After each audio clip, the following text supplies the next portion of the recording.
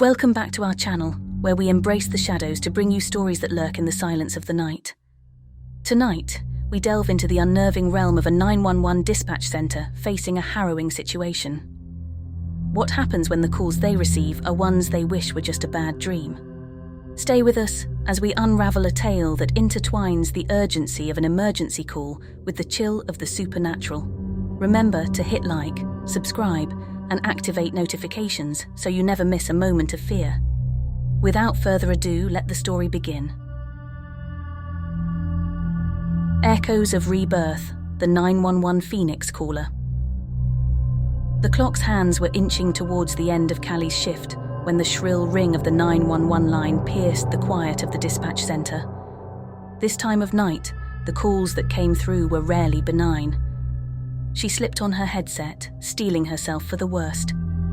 911, what's your emergency? Callie's voice was a calm constant in the midst of chaos, a skill honed over years of crisis management.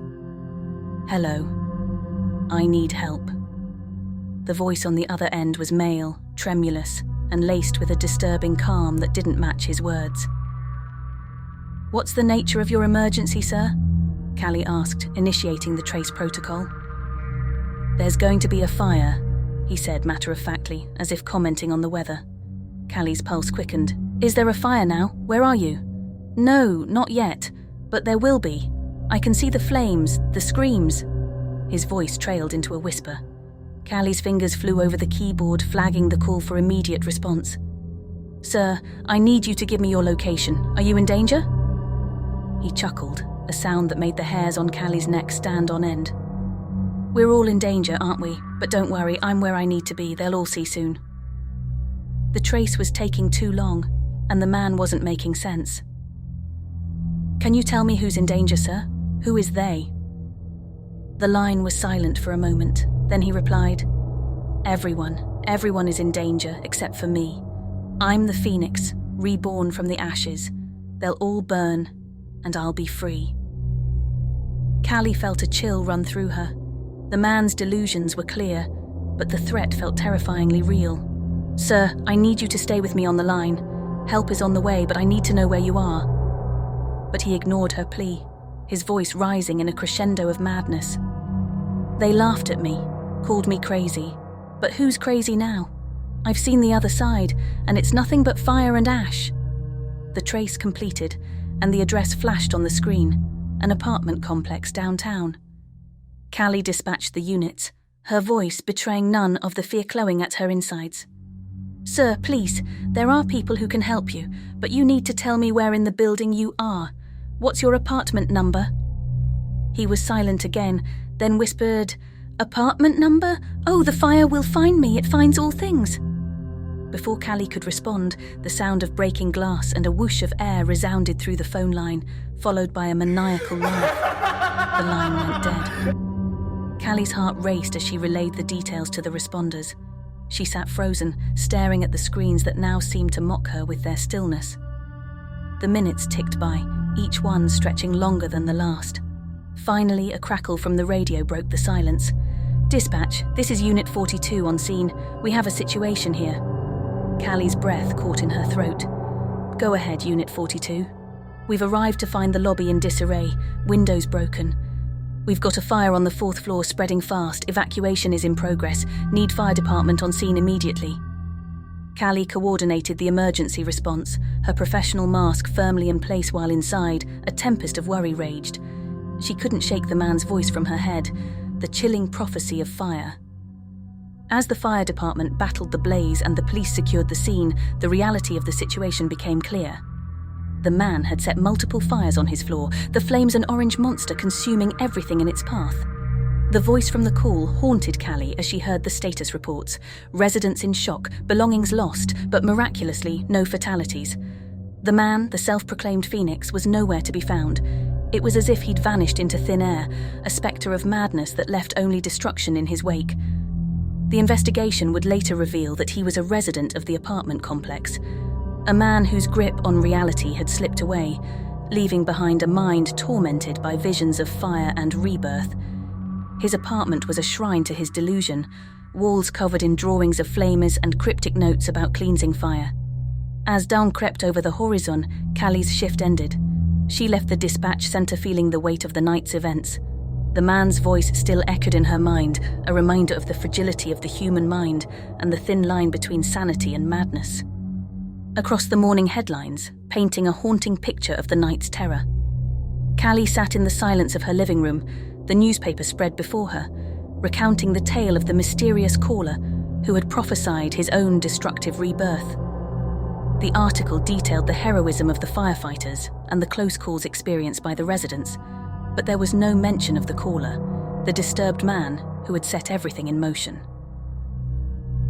Callie sipped her coffee, the warmth doing little to ease the chill that had settled in her bones. She knew that the voice would linger in her mind, a ghostly reminder of the night's horror. She wondered about the man, about what had led him to such a dark and desolate place in his mind that he saw destruction as a form of rebirth. In the following days, the investigation deepened. The police delved into the man's past, uncovering a history of mental illness compounded by a series of personal tragedies. They learned he had been a talented artist, his work vibrant with color and life until his world began to crumble. The fire, it seemed, was his final masterpiece, a twisted vision of beauty and chaos.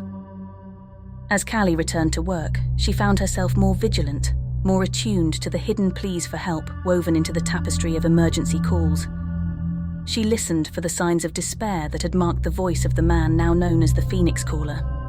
Nights turned into weeks, and the charred remains of the apartment complex were cleared. In its place, a stark emptiness remained, a physical manifestation of the void left by the Phoenix Caller's actions. The residents who had lost everything struggled to rebuild their lives, their stories a somber echo of the man's troubled life. Callie attended a debriefing session with other emergency responders, a protocol to process the events and to learn from them. They spoke of the importance of recognizing the signs of mental distress, of intervening before thoughts turned to actions. They discussed the what-ifs and the if-onlys, the delicate balance they all navigated between providing help and protecting themselves. In the quiet moments between calls, Callie often found her thoughts drifting to the Phoenix Caller.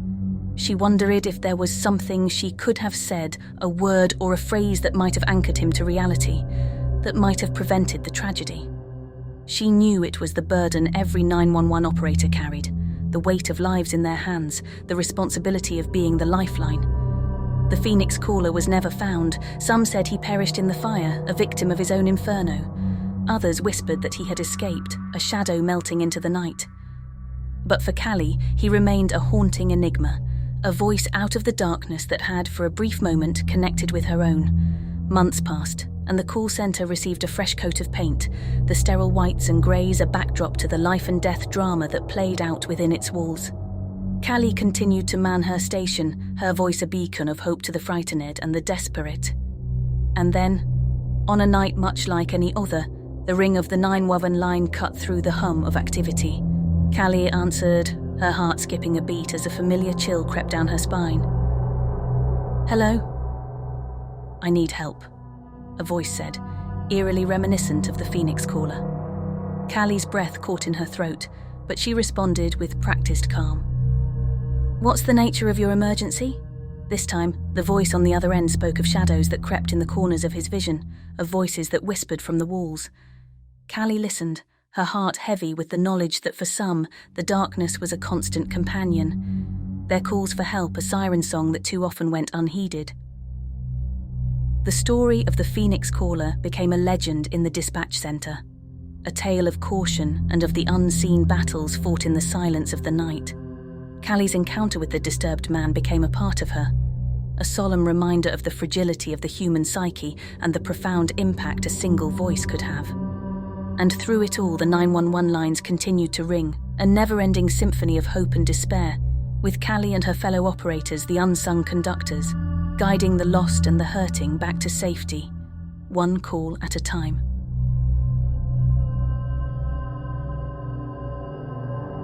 Terrifying 911 call, the whispering shadows. The night was dark and quiet, with only the distant hum of crickets breaking the silence at the small 911 dispatch center. Sarah, a seasoned 911 operator, had just settled into her chair for another long shift. She sipped her lukewarm coffee and scanned the array of glowing screens and flashing lights in front of her. It was going to be another routine night, or so she thought. As the clock ticked past midnight, Sarah's eyes grew heavy. She had taken her fair share of mundane calls during the early hours of the morning, usually dealing with minor accidents or domestic disputes. She had become adept at maintaining her composure, her voice steady and reassuring as she guided callers through their emergencies. But tonight was different. The ringing of a phone shattered the silence, and Sarah snapped to attention. She grabbed the receiver, her fingers trembling slightly. 911, what's your emergency? She recited, her voice calm and collected. On the other end of the line, there was nothing but heavy, laboured breathing. Sarah's heart rate quickened, and she knew she had to stay focused. Hello, can you hear me? What's your emergency? A low, guttural moan emanated from the caller, sending shivers down Sarah's spine. It was a sound that seemed to ooze with pain and despair. She couldn't make out any words, just the eerie moaning that continued to grow louder and more agonizing. Sir, I need you to stay on the line and tell me what's happening, Sarah urged, her voice unwavering. She glanced at her computer screen, searching for the location of the call. It showed only a trace of an unknown number, no address to pinpoint. The moaning on the other end grew louder, almost deafening. It was as if the caller was trapped in some nightmarish torment. Sarah could feel the dread welling up inside her, but she couldn't abandon the call. She needed to help this person, whatever was happening to them. Please, sir, I'm here to help. Tell me your name. Tell me where you are, Sarah implored, her voice cracking with desperation. The caller's voice dropped to a whisper. You can't help me. They're coming. Sarah's heart sank as a wave of unease washed over her. Who's coming? I need you to give me more information. I can send help. But the caller's voice grew stronger, and the words that followed sent a chill down Sarah's spine. The shadows, they're crawling closer. Sarah strained to understand the cryptic message. Sir, I need you to stay with me. I'm sending officers to your location right now. Just hold on. Suddenly, a blood-curdling scream erupted from the other end of the line, a scream filled with terror and despair that sent shockwaves through the dispatch center. Sarah's hands trembled as she tried to keep the call connected. Sir, stay with me. The scream continued, growing louder and more horrifying with each passing moment until it abruptly cut off, leaving only silence on the line. Tears welled up in Sarah's eyes as she listened for any sign of life, but there was nothing. She dispatched officers to the trace location, praying that they would arrive in time to help whoever had made that chilling call. Her colleagues gathered around her, their faces pale as they listened to the recording of the call. Hours later, the officers returned to the dispatch center, their faces etched with confusion and fear. They reported finding an abandoned, dilapidated house in the middle of nowhere, surrounded by an eerie darkness. There was no sign of the caller and no evidence of any disturbance. Sarah couldn't shake the feeling that something truly sinister had happened that night. The memory of the chilling call haunted her dreams, and she couldn't help but wonder if the shadows had indeed claimed the caller, as he had feared. As the days passed, Sarah continued to answer calls and dispatch help to those in need, but the disturbing call remained etched in her mind. She couldn't forget the agonized voice, the cryptic warnings, and the inexplicable horror that had unfolded on that fateful night. It was a night she would never be able to erase from her memory, a night that would forever haunt her as the 911 operator who couldn't save a soul from the encroaching darkness.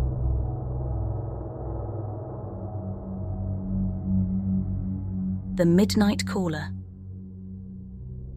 In the hushed stillness of the 911 dispatch center, the clock struck midnight, signaling the beginning of Laura's graveyard shift. The room was dim, illuminated by the soft glow of computer screens and the occasional flicker of a dying fluorescent light. Laura sipped her coffee, the bitter warmth a small comfort against the creeping cold that always seemed to seep in at this hour. The quiet was shattered by the sharp trill of an incoming call. Laura's hand shot out, practiced and precise, and she brought the receiver to her ear. 911, what's your emergency? The line crackled, and a small voice trembled through the static. "There's someone outside my window," the voice whispered, so quiet Laura almost didn't catch it. "Can you tell me your name, sweetheart?" Laura's voice was steady, a calm anchor in the sea of fear she could sense in the child's words. "Caleb," the voice sniffled. "I'm 8 years old." "Okay, Caleb, I need you to stay on the line with me, all right? I'm going to help you." Laura's fingers flew across her keyboard, dispatching a patrol car to the location indicated by the call trace. "What does the person look like, Caleb?" she asked, her tone gentle but insistent. "He's very tall and very thin," Caleb said, his words punctuated by hiccups of fear. "And his arms, they're too long. They almost touch the ground." A shiver ran down Laura's spine. The description was unsettling, eerily reminiscent of an urban legend she'd heard whispered about in hushed tones, the Slender Man, but she pushed the thought away. It was a child's imagination, amplified by the dark. "Does he have a face, Caleb?" "No," Caleb answered, and Laura could hear him pulling the covers up to his chin. "It's just white. No eyes, no mouth, nothing." Laura's hand went to her mouth, her heart thumping erratically. The description matched the legend almost exactly, but that was impossible. It was just a story, a tale told to scare. It couldn't be real. "Caleb, I need you to hide somewhere safe. Can you do that for me?"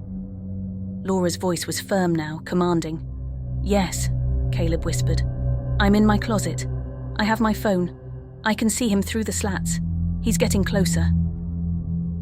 The line crackled again, and Laura heard a sound that chilled her blood, a low, sustained scraping, like fingernails on wood. "Caleb, officers are on their way. Stay hidden and don't hang up." Minutes stretched like hours as Laura waited with bated breath, speaking words of comfort to the child, assuring him help was near.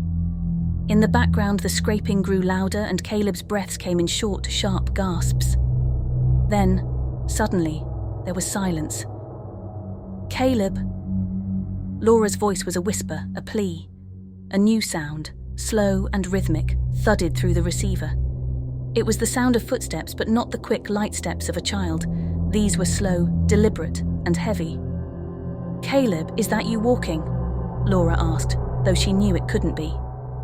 "No," Caleb breathed out, terror evident in his single word. The footsteps stopped, and there was a moment of silence before a new sound came through the phone. It was a voice, but not Caleb's. It was deep and distorted, as if coming from the end of a long, dark tunnel. "Laura." The voice knew her name. Ice flooded her veins, and the room around her seemed to grow darker, the shadows in the corners deepening into something alive, something malevolent. "Who is this?" she demanded, her voice a mix of fear and defiance. "You know who I am," the voice replied, a sound that wasn't quite a laugh following the words. "The police should have been there by now." Laura checked the screen, her eyes widening in disbelief. The patrol car had arrived at the location minutes ago. There was no update, no report, just silence. The voice came again, closer now. "Look outside, Laura." Against her better judgment, Laura turned her head to glance out the wide window that looked over the city. For a moment she saw nothing but the night and the distant city lights. Then, there it was, a figure, tall and thin, with unnaturally long arms, standing on the street below, looking up at her. The phone fell from her hand, the line still open, broadcasting her racing heartbeat to the empty room. She wanted to move, to run, but she was frozen, transfixed by the figure and the white expanse of its face. The figure raised a hand, a slow, deliberate motion, and pointed straight at her. Laura's scream was lost in the sound of the wind, a gale that seemed to rise from nowhere, howling around the building, around her, filling the room with the cold of the grave. When the officers finally entered the dispatch room, they found it empty, the window open, the curtains billowing in the wild dance of the storm outside. On the desk, the phone lay off the hook, the line emitting a soft, static-filled tone. The child Caleb was found safe, hidden in his closet. He spoke of the tall man who had come and gone with the wind, and of the kind voice on the phone that had kept him company in the dark. As for Laura, she was never seen again, but sometimes in the dead of night, the dispatchers would hear her voice on the line, calm and steady, offering comfort to those who found themselves alone and afraid in the dark, and out there, In the shadows that lay beyond the reach of the streetlights, the slender man waits. A tale no longer just told but lived. Thanks for watching. To support us, please like and subscribe.